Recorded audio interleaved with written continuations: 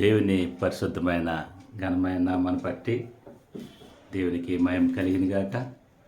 ఈరోజు అనేక రకాలుగా భయపడుతున్న ప్రతి ఒక్కరిని బట్టి ప్రభు ధైర్యాన్ని ఇస్తూ ఉన్నాడు.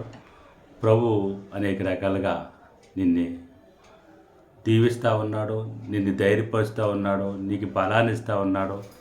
నీకు సమస్తము ఇచ్చుచున్న దేవుడు ఈరోజు నీతో నాతో మన అందరితోటి ప్రభు మాట్లాడుతూ ఉన్నాడు. కాబట్టి భయపడకండి.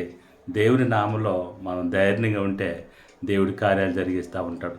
చూడండి, ప్రభు నామంలో ఒక మాట చూసినట్టయితే యెషయా గ్రంథము 53వ అధ్యాయము 4వ వచనంలో, నిశ్చయముగా అతడు మన రోగములను భరించెను, మన వ్యసనలను వహించెను. చూడండి, మన రోగములను ఆయన భరిస్తూ ఉన్నాడు.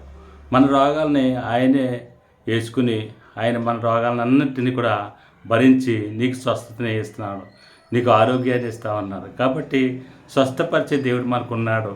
వాగ్దానం ఇచ్చిన దేవుడు నమ్మదగిన దేవుడు. కాబట్టి మనము ఆయన చూసి మనం జీవించినట్లయితే మనం దేని నిమిత్తం భయపడవసరం లేదు. నన్ను రక్షించి కాపాడి ఆశీర్వాదాలతో నింపి ఆరోగ్యాలతో నింపి దీవులతో నింపి ఈ లోకంలో అనేక మందికి దీవెనకరంగా నీవు నిన్న కూడా ప్రతి ఒక్కరూ ఉండాలని ప్రభు కోరుతా ఉన్నాడు. కాబట్టి ప్రభు నామంలో ఎవరు కూడా భయపడవసరం లేదు. ప్రభు కార్యాలు జరిగిస్తూ ఉంటాడు.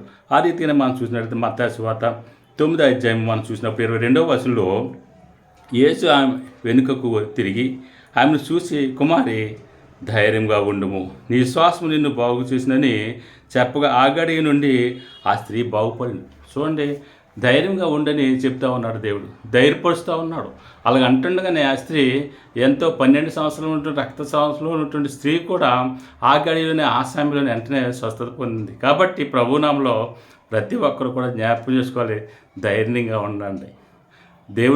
దేవుడు నిన్ను నన్ను బాగు చేస్తూ ఉంటాడు. దేవుడు ప్రతి ఒక్కరిని బలపరచడానికి ఈ లోకానికి వచ్చిండు. ఆయన సమస్తము సింహాసనాన్ని ఇడిచిపెట్టి ఈ లోకంలో ఉన్న ప్రతి ఒక్క మనుషులు ఎన్నో రకాల రోగగ్రస్తులై అనేక రకాలుగా పాపంతో జీవించి అనేక రకాల శ్రమలు అనిపిస్తున్న ప్రతి ఒక్కరిని ప్రభువు రక్షించడానికి ప్రభు అంటే యేసుక్రీస్తు వచ్చి ఉన్నారు. కాబట్టి ప్రియ సహోదరి, నువ్వు ఎవరు కూడా భయపడాల్సిన లేదు. దేవుడు చెప్తా ఉన్నాడు, అమ్మ నీకేం భయం లేదు, భయపడకో, ధైర్యంగా ఉండు. దేవుడు అంటుండగానే ఆ గడిలోనే దేవుడు గొప్ప స్వస్థత దయచేస్తున్నాడు. కాబట్టి ప్రభు నామములో ఆయన వైపు చూసి మనం ధైర్యం కలిగి జీవించి ఈ లోకంలో ఎన్నో మేలు పొందిని అనేక మందికి ప్రభు సాక్షిగా ఉండలాగిన మనల్ని నిలబెడుతున్నాడు. దేవుడు దీవించిన గాక.